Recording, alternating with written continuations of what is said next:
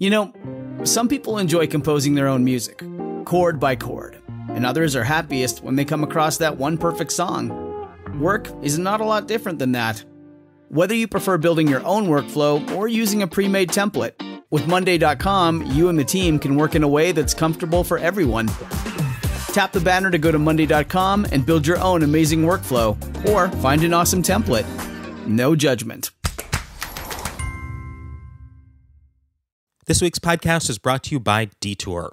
I want to tell you about a new app that's all about not looking at your phone and instead looking at the world. It's called Detour. They've got 150 immersive audio walks from Radiolab, Ken Burns, KQED, and more. It's like listening to a great podcast, but your host also guides you through some cool part of the world. Go to detour.com/story to take one for free. That's detour.com/story. A science story, huh? These NYU scientists, I felt right. I was so and I just thought, well, I had figured it out. it was that golden moment. Because science was on my side.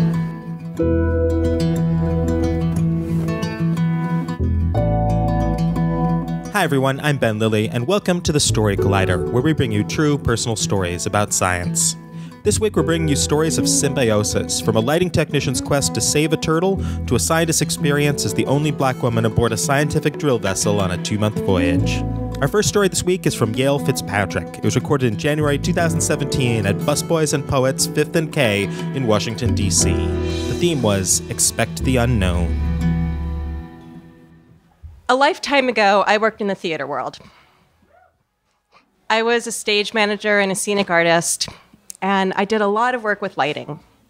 I loved lighting. Lighting is tangible and mechanical, and it's ephemeral all at the same time. There's something so compelling about the fact that you can't see light until it hits something. To create or change an environment using light, it's heady stuff, it's magical. I once made it look like it was raining on stage using nothing but light. That was cool. I loved lighting. The summer of 1990, I did theatrical lighting work as an electrician at the Spoleto Festival in Charleston, South Carolina. Spoleto is this amazing festival of theater and dance and music and fine arts, and I had a blast. The following summer, I wasn't working for the festival any longer, but I did go down during the season for a visit. I stayed with friends in a beach house on the Atlantic Ocean. I went for walks on the beach multiple times every day. I lived in St. Louis at the time. Go Cards. So walks on any beach were a rarity. I just couldn't get enough of it. Just walking on the sand, hearing the ocean. It was always grounding and calming and restorative. It was always magical.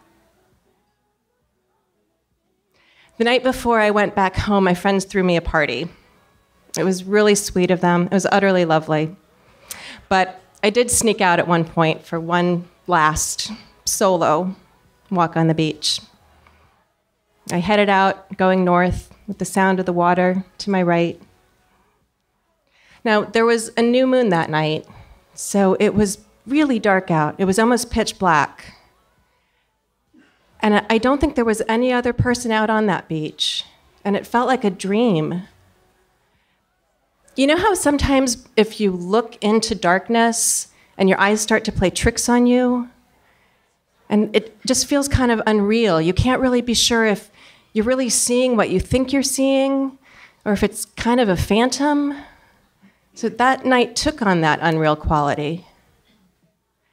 And I was just walking along, just lost in my thoughts. I was just in my own little bubble. But the bubble burst quite a ways up the beach, when to my right I heard a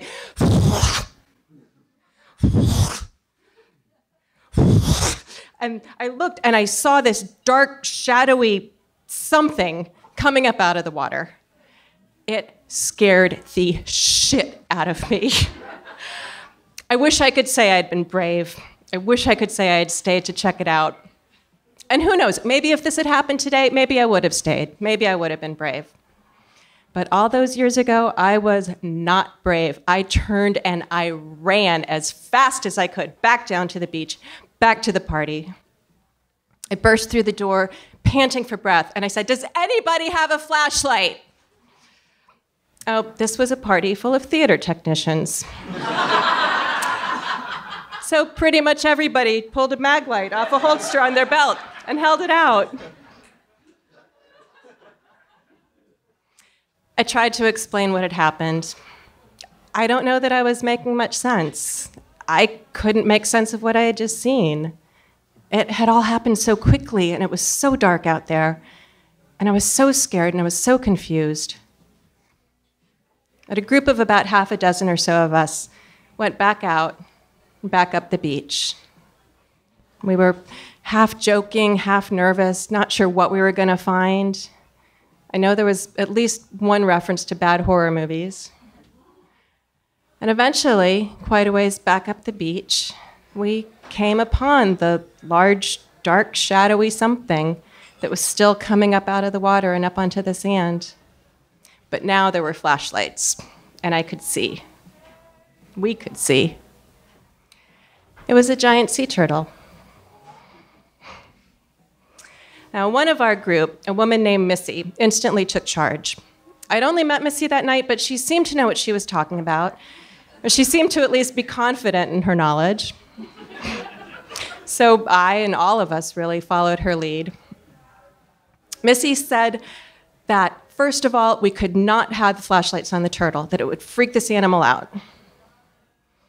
Missy said that it didn't make any sense that the turtle was out on the beach that night.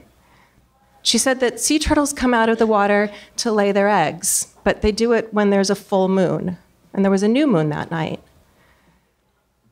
Missy said that if the turtle laid her eggs at the wrong time, that all of the babies would die. So we stood there watching this turtle, trying to figure out why she was out in the wrong place at the wrong time, and we realized that she was making a beeline, as much as turtles can make a beeline, for this one particular sand dune,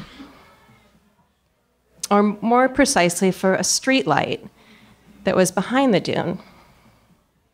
She must have mistaken the street light for the moon. But the street light was on the other side of a busy road that lay behind the dune. And we realized that she would keep moving towards that streetlight with singular purpose and most likely get hit by a car on that road and die. No problem, we said. There's plenty of us here. We can get around her. We can pick her up. We can put her back in the water. But Missy, and to this day, I don't know how Missy had all this information about giant sea turtles or how much of it was even true. But Missy said that we could not touch the turtle, that if we did, she would panic, she would drop all of her eggs, and all of the babies would die. So we all just stood there, feeling utterly helpless, just watching this resolute, determined turtle just move further up the beach, move further towards that sand dune, and further towards that street light, toward the road, toward almost certain death.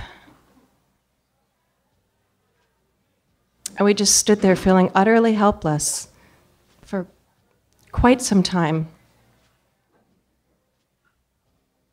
And then after we'd been standing there for quite some time, we realized that it seemed like the turtle was turning just the littlest bit, and that she was turning toward me and toward my friend Steve, who was standing right next to me. And we all had the same crazy thought, almost without saying it. You see, I was wearing a white jean jacket. Now, don't judge me, it was the 90s, and white jean jackets were cool. You would have done the same. So I was wearing a white jean jacket, and my friend Steve was wearing a white button-down shirt. So we all had the same crazy thought. And we realized we needed to see if it might work. So Steve and I huddled as close to one another as we could, and everybody else shined all of the flashlights right onto us. And the turtle turned a little bit more. And we realized it was working. Holy shit, it was working. We didn't know if it was that we were closer or looked larger or brighter, but it was working. Steve and I made a long, slow, wide, gentle, illuminated arc back down the beach. And the turtle made a long, slow, wide, gentle, dark, shadowy arc following us. Took a good long while, but Steve and I ended up in the water. We were in the waves. We were slowly moving deeper out. Darned if that turtle didn't follow us into the water, follow us deeper out until she was swimming. And she swam back out to sea. And we didn't see her again. As scared as I had been when I first saw that turtle, my feelings were now completely turned upside down. I was euphoric. I was tingling. I felt like I was floating above the water. That was more than 25 years ago. And to this day, saving a giant sea turtle by accidentally impersonating the moon is one of my favorite, most magical moments of my life. It's definitely the most meaningful lighting work I ever did by a long shot. Thank you.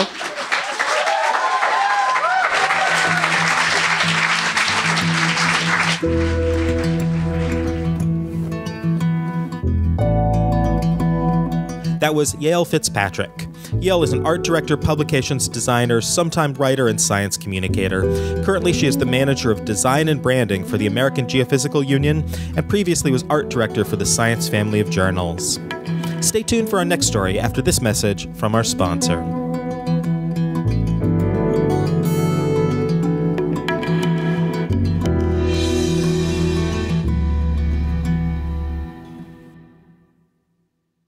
Here at Story Collider, we know you're fans of science and critical thinking, so we wanted to tell you about another one of our favorite podcasts. Inquiring Minds is a weekly show hosted by neuroscientist and soprano Indre Viscontis and science communicator Kishore Hari. They interview scientists and other public intellectuals and explore the space where science and society collide.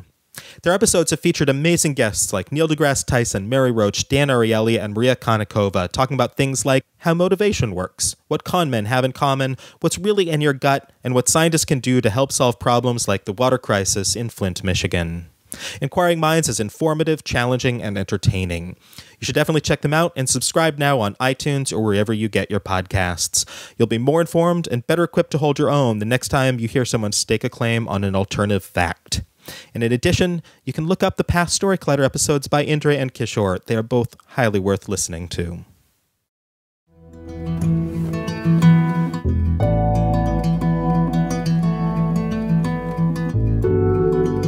Welcome back.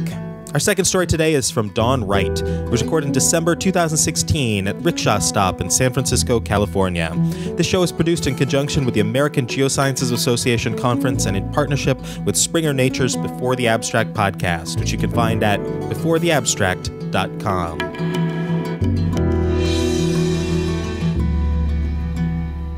So I'm going to try to tell you a good old-fashioned sea story. Or maybe not. You can be the judge. So this story takes place in 1987 in the cold, frigid waters of the Weddell Sea off the coast of Antarctica, aboard the scientific drill vessel known as the Joydes Resolution. And this is the story that I'm about to tell you about my experience on that 500-foot-long floating scientific laboratory where we were out in the Antarctic waters for 2 months.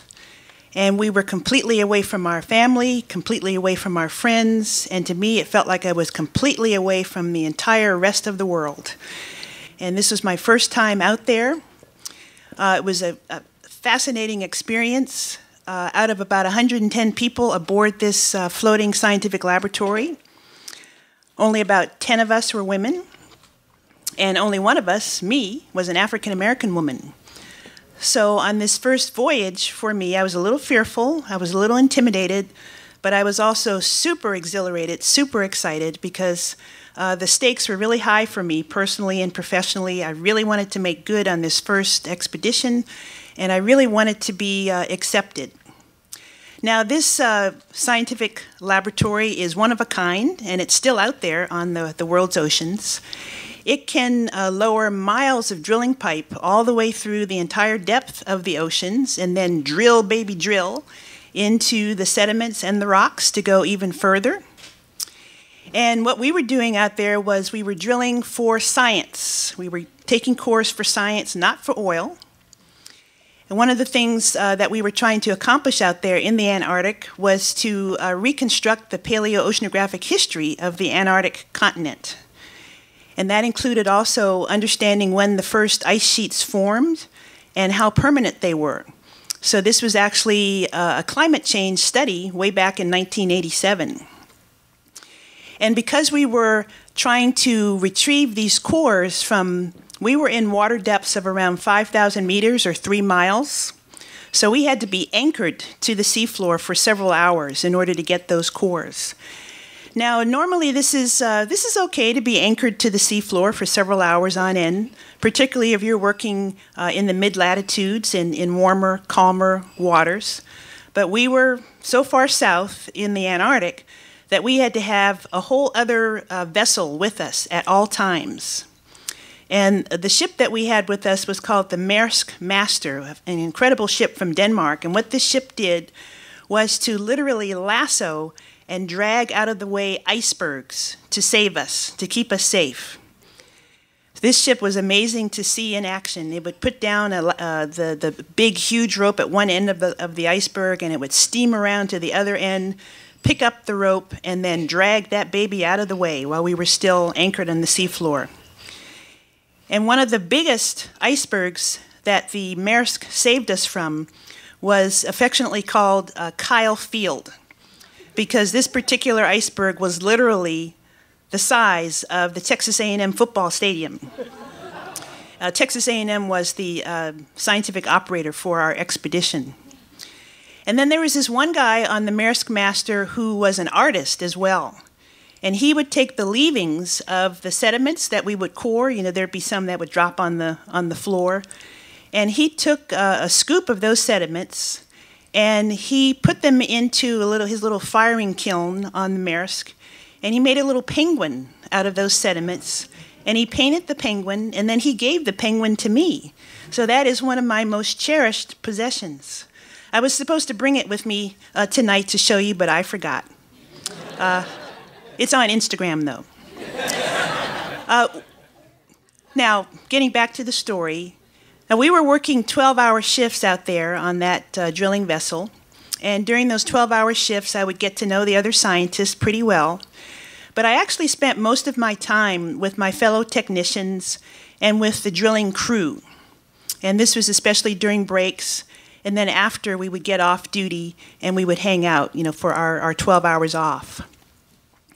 Now, most of the drill crew, there was sort of a town gown thing going on aboard the ship. So it was the white-collar, white lab coat scientists versus the working-class drilling crew. And most of those drilling crew were from the Gulf Coast oil industry. And there was one member of the drilling crew in particular. His name was Maisel, and he scared me to death. He was a tall, lean, grizzly, tough-looking guy from Mississippi, sort of the seagoing equivalent of a Clint Eastwood. He and I couldn't have been more different. Now, he was from the deep segregated South. He had been to sea for decades on ships like that. This was my first voyage. I was just out of graduate school, and I was raised in the melting pot of Hawaii. He was white. I was black. We still are. He was a man of few words who didn't seem to really want to get to know anybody else different from him. There's so many things about him that actually frightened me because he was so different. He would also just sit in the same part of the galley all the time with his other grizzled sea dog friends. And so I would say to myself, well, I'm going to stay clear of him for the next 2 months. I'll stay out of his way. I'm not sure what he thought about me. But one day, one of the friends that I had made on the drilling crew, who was younger, gregarious, sort of a free spirit, he said to me, well, Dawn, why don't you come over and sit with us? Just sit down during the break time this time and just hang out with us. And Maisel was there at the table. And he looked at me as if he wanted to eat me for lunch. And I thought, oh my goodness, here we go. So I went over there and I sat down with the group, with Maisel there.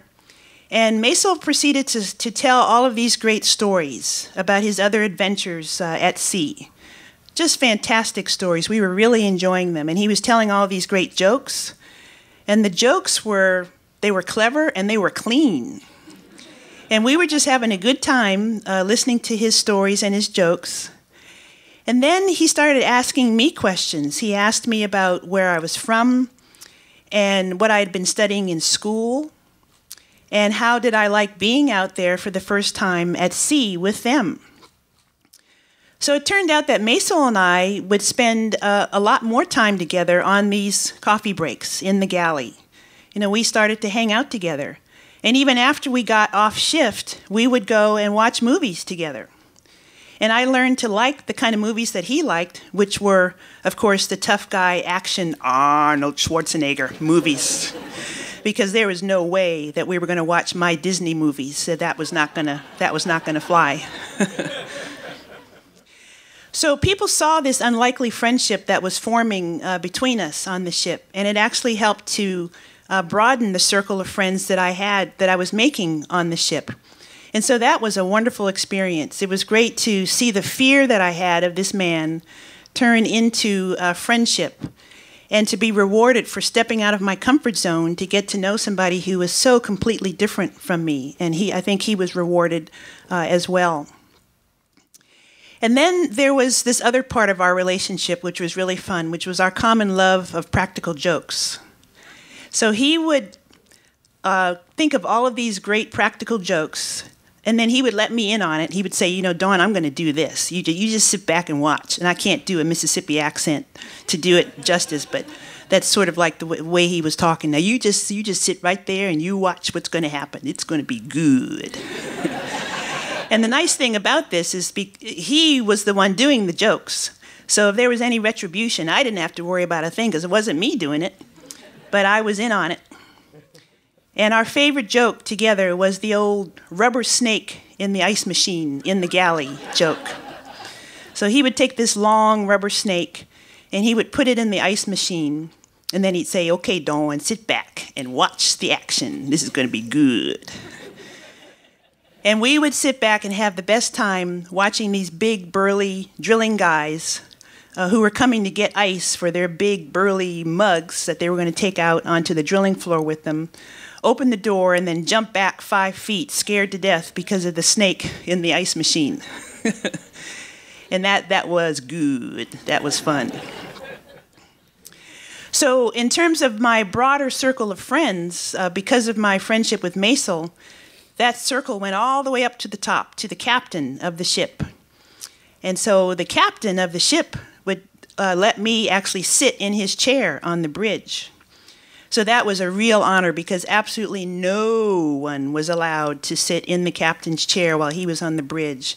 And yet I was afforded this great honor and was able to sit in the captain's chair and to chat with him as we saw the icebergs float by and watched the Maersk master drag them out of the way and save our lives. And he also cheered with delight when I was chosen by the crew to be the ship's Santa Claus. Because we were out there at sea over Christmas, so we couldn't go home for Christmas. And we still had a few weeks to go until we were going to be able to see land. And that was not going to be until around mid-January. And we were going to be going into port in the Falkland Islands, that's another story. But at any rate, just imagine the only African-American woman anywhere in the Southern Ocean being chosen to be Santa Claus. Complete with a Santa hat that they gave me, and a Santa coat, and a big pillow so I could have a little Santa belly. And then I had the most wonderful time going all around the ship as Santa, giving away my little gifts to all the people on the ship.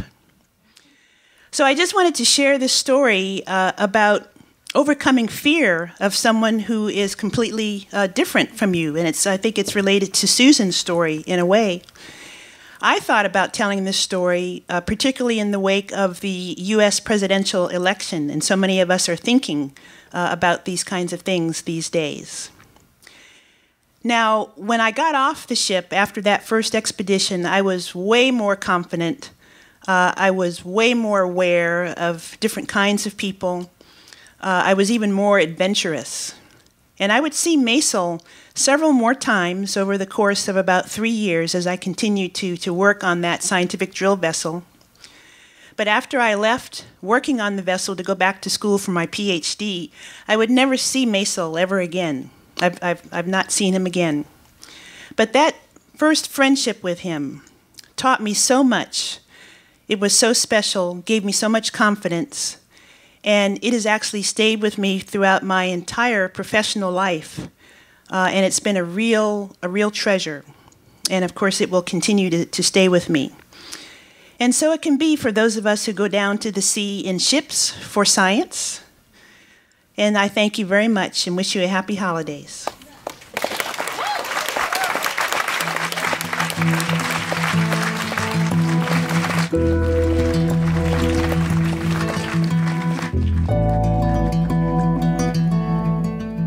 That was Dawn Wright. Dawn is Chief Scientist of the Environmental Systems Research Institute, a world-leading geographic information system software research and development company, as well as a professor of geography and oceanography at Oregon State University. Among her research specialties are seafloor mapping and tectonics, ocean exploration and conservation, environmental informatics, and ethics in information technology. If you enjoyed today's story or are a fan of the podcast, please consider supporting us on patreon.com. If you send up to donate $10 or more a month, we'll list your name in our show and programs across the country. The Story Collider is grateful for the support of the Tiffany & Company Foundation and of Science Sandbox, a Simons Foundation initiative dedicated to engaging everyone with the process of science. The Story Collider is produced by me, Liz Neely, Aaron Barker, R.A. Daniel, Christine Gentry, Shane Hanlon, Rosie Waldron, Cassie Soliday, and Nissa Greenberg, with help from Farah Ahmad, Ellie Chen, and Skylar Bear. The podcast is produced by Zoe Saunders, and the theme music is by Ghost. Special thanks to Busboys and Poets and Rickshaw Stop for hosting these shows, and to Pranks for bringing people together. Sometimes. Thanks for listening.